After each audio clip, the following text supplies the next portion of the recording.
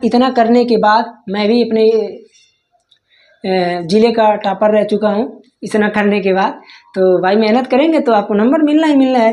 तो इसलिए बस मैं वीडियो बनाने के उद्देश्य से नहीं था, बट सब बच्चे बोल रहे थे तो मैंने कहा अच्छा ठीक है बना देते हैं। तो हेलो बच्चों, कैसे हैं आप सभी बच्चों। आज की इस वीडियो में हम आप लोगों को कुछ बताने वाले हैं। जैसे कि कुछ बच्चे हमेशा पूछते रहते हैं, सर मेरा तो बहुत टाइम लॉस हो गया, क्या अब हम अच्छा कर सकते हैं, क्या हम पास हो सकते हैं। एक बच्चे ने कमेंट किया, सर मैं अब कैसे पास हो सकता हूँ, मेरे को किसी भी तरह पास कराइए। तो बच्चे अभी तो बहुत समय है, ठीक है ना। अगर अब भी आप जाग जाते हैं तो आप अभी भी बहुत कुछ कर सकते हैं।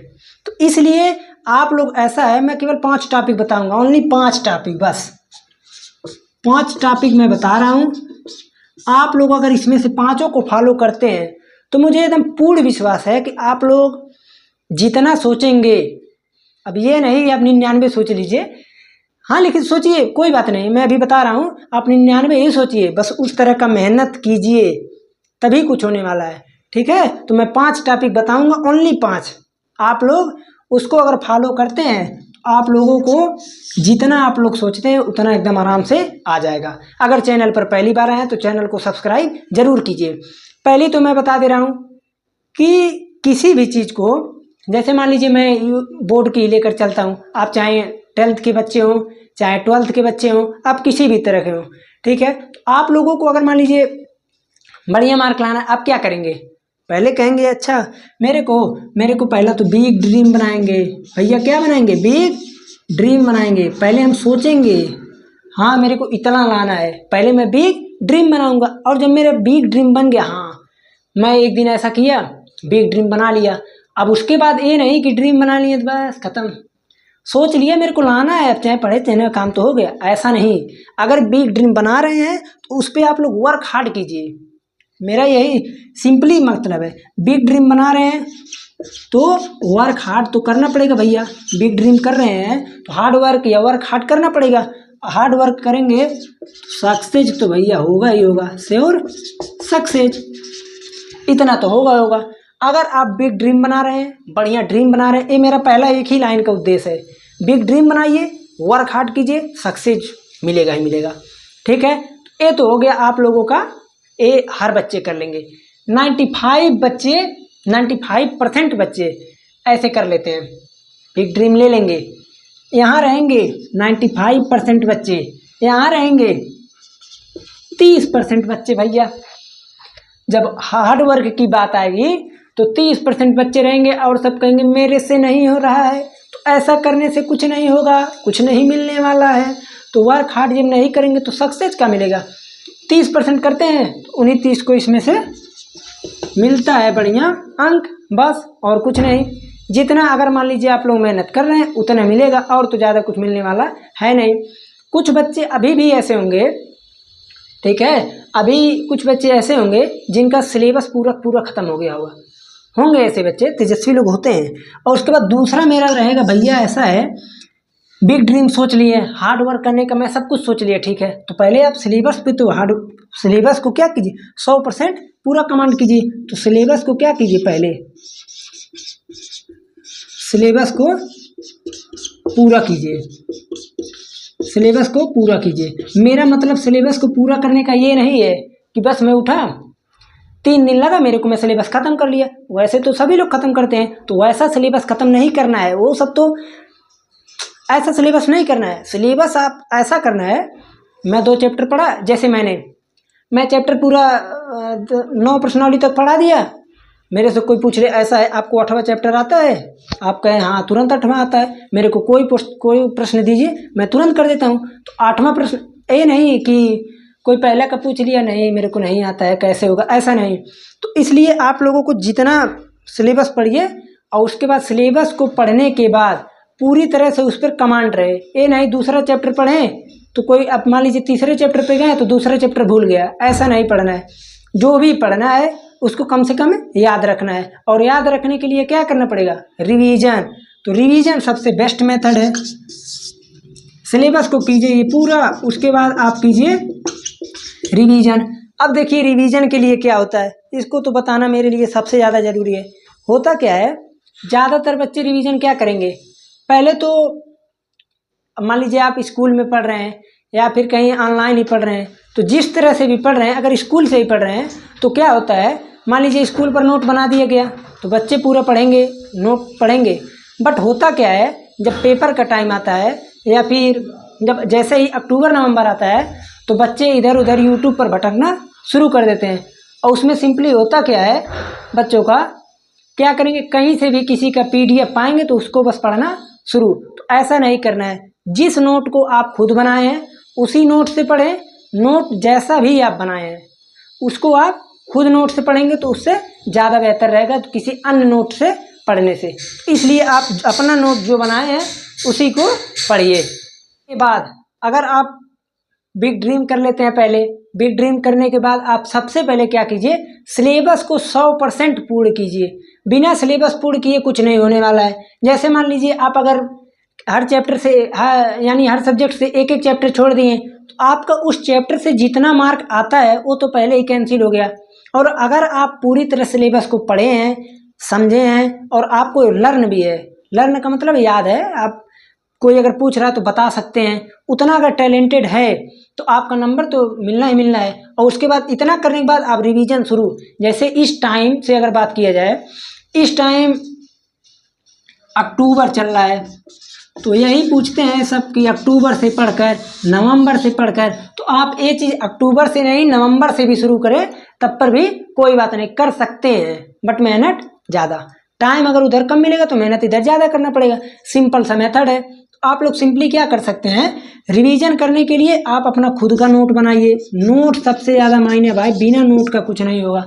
कुछ लोग क्या करते हैं, शुरू में नोट ही नहीं बनाते हैं और लास्ट के टाइम में इधर उधर इस यूट्यूब इधर उधर सबके चैनल पर लगते हैं भटकने, कहाँ PDF मिले कहाँ नोट मिले। तो कहीं से एक चैप्टर का दूसरे यूट्यूब से पढ़ें, दूसरे के यूट्यूब से पहला चैप्टर कहीं और से पढ़ें, दूसरा कहीं और से पढ़ें, तीसरा कहीं और से पढ़ें, चौथा अपने कॉपी में लिखें, अपने कॉपी से पढ़ें तो चौथा सबसे बेहतर समझ में आएगा। पहले ही बता दे रहे हैं, अपने कॉपी से बनाया गया नोट जो खुद बनाए हैं उससे पढ़ना सबसे बेहतर रहता है, क्योंकि उसमें आप जो लिखें आपको सब समझ में आ रहा है। बट दूसरे के नोट में समझ में नहीं आता, हट लो, ऐसा नहीं करना है। ओके, इतना करने के बाद आप चौथा कर सकते हैं, आप सिलेबस को पहले पूरा कीजिए जल्दी जल्दी। सिलेबस को पूरा करने का मतलब ये नहीं कि आप सिलेबस को आगे बढ़ते जाइए, पीछे सब सपाट होता जाए, ऐसा नहीं। आगे बढ़िए। जैसे मान लीजिए मैं मैथ में 9वां चैप्टर पढ़ा रहा हूँ तो आप 9वें चैप्टर के वीडियो को रेगुलर देखते रहिए और पीछे का जो बचा है, मेरा तो वीडियो बहुत छोटा है, 20 मिनट 25 मिनट, आप उसको एक एक लेक्चर देखते रहिए जो छूटा है।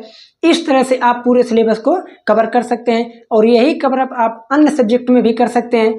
जैसे मान लीजिए स्कूल में पढ़ाया जा रहा है, तीसरा चैप्टर पढ़ाया जा रहा है, आप पहला चैप्टर दूसरे चैप्टर को पूरी तरह रिवाइज कर लीजिए। इतना करने के बाद आप लोग चौथा तुरंत कीजिए, क्वेश्चन बैंक लीजिए। क्वेश्चन बैंक लीजिए और उसके बाद मॉडल पेपर को सॉल्व कीजिए। होता क्या है, सिंपली क्वेश्चन बैंक में इसलिए कह रहा हूँ ताकि आप लोगों को उससे पता चलेगा कि किस प्रकार का क्वेश्चन आता है, किस तरह का हम आता है तो कर सकते हैं, और अगर नहीं कर पा रहे तो क्यों नहीं कर पा रहे हैं, जब वही चैप्टर है पढ़ चुके हैं तो क्यों नहीं कर पा रहे हैं। तो इसलिए आप उन चीज़ों को देखिए, मॉडल पेपर से देखिए, क्वेश्चन बैंक से देखिए। इतना करने के बाद आप लोग जब यहाँ तक करेंगे, यहाँ पर क्या होगा, आपको डाउट आएंगे, तरह तरह के डाउट आएंगे, तरह तरह के क्वेश्चन मिलेंगे, तब आपका दिमाग खुलेगा कि हाँ इस प्रकार से क्वेश्चन आता है और इस प्रकार से हम कर सकते हैं। अगर ऐसा देख रहे हैं, क्वेश्चन बैंक देखिए, मॉडल पेपर अगर कोई मिल रहा है तो आप उससे प्रीवियस ईयर पेपर देख सकते हैं। पीवाईक्यू जब देखेंगे तो इससे क्या होगा, पीवाईक्यू से पता चलेगा कि आप लोगों का किस प्रकार से कितना इजी प्रश्न आता है। अभी पिछली बार मैंने पढ़ाया, जितना प्रश्न मैंने पढ़ाया था उतना ही प्रश्न मैं बोल रहा हूँ, उतना ही प्रश्न मैथ में आ गया था भाई से, बताइए। उसके बाद मैं एक और बात बताता हूँ, मैंने आर्ट में जो है, जैसे जो होता है तो उसमें एक होता है ज्यामिति रचना उचना टाइप का, तो उसमें मैं 20 क्वेश्चन बच्चों को बताया था, MCQ 20 क्वेश्चन मैंने बताया, वही 20 का 20 एकदम सेम 20। मैं ना तो झूठ बोल रहा हूँ ना तो फेंक रहा हूँ। आप लोग अगर कोई मिलेगा तो, अगर ये पढ़े हुए बच्चे अगर वीडियो देखेंगे तो कमेंट जरूर कर देंगे। तो आप लोग को पता चल जाएगा कि 20 का 20 सेम प्रश्न वही आ गया था। तो इसलिए जब अभी तो खैर बहुत समय है, मेरा जब सिलेबस खत्म हो जा रहा है तो उसके बाद से मैं मॉडल पेपर और सब PYQ मैं देने के लिए इसी चैनल पर देता रहूँगा। आप लोग यहाँ से इसको कवर कर सकते हैं और रिवीजन तो खुद के नोट से ही कीजिएगा। ओके, इतना करने के बाद आप लोग 5वां सबसे बेहतर काम है भैया हैंड राइटिंग के लिए। नहीं तो मान लीजिए आपको अगर कूल आता है हैंड राइटिंग के लिए, आप लोग उसमें क्या आंसर राइटिंग, हैंड राइटिंग, मान लीजिए आपको पूरा आ रहा है, सब कुछ आ रहा है, आप लिखने बैठे 2 क्वेश्चन बाद हाथ दर्द करने लगा तो कहीं ये हो गया वो हो गया, ऐसा नहीं। हैंड राइटिंग की प्रैक्टिस डेली कीजिए।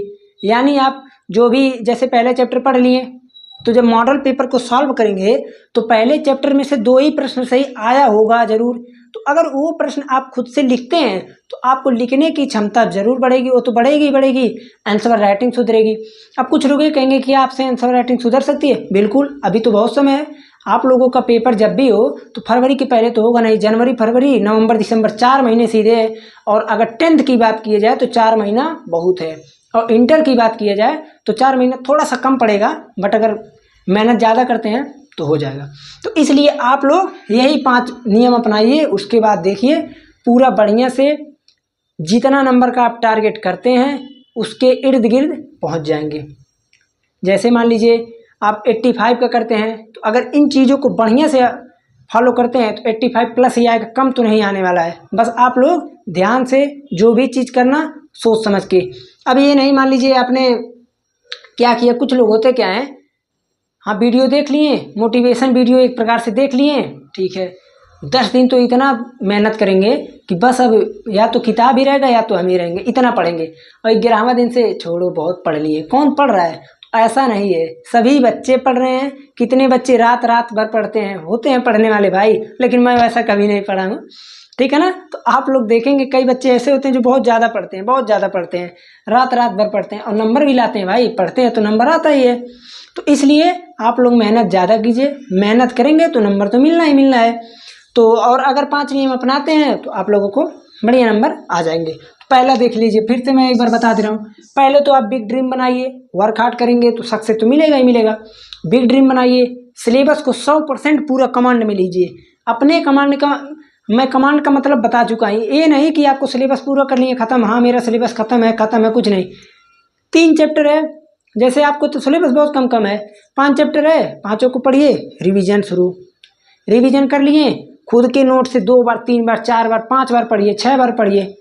पढ़ने के बाद PYQ सॉल्व कीजिए, मॉडल पेपर सॉल्व कीजिए, अन्य प्रकाशन से देखिए और तरह तरह के क्वेश्चन देखिए। इतना करने के बाद जो बचा खुचा रहेगा मैं तो करा ही दूंगा। इतना करने के बाद आप आंसर राइटिंग पर ज़्यादा ध्यान दीजिएगा, ठीक है ना। इतना करने के बाद मैं भी अपने ज़िले का टॉपर रह चुका हूँ। इतना करने के बाद तो भाई मेहनत करेंगे तो आपको नंबर मिलना ही मिलना है। तो इसलिए बस मैं वीडियो बनाने के उद्देश्य से नहीं था, बट सब बच्चे बोल रहे थे तो मैंने कहा अच्छा ठीक है बना देते हैं। तो अब मेरा यही निष्कर्ष निकला कि आप अब से पढ़ के भी 95, 90 प्लस, 85, 70 जैसा आपका मेहनत रहेगा उस हिसाब से नंबर पा सकते हैं। तो धन्यवाद, अब मैं चलता हूँ। आप लोग चैनल पर अगर आए हैं पहली बार तो सब्सक्राइब जरूर कीजिए।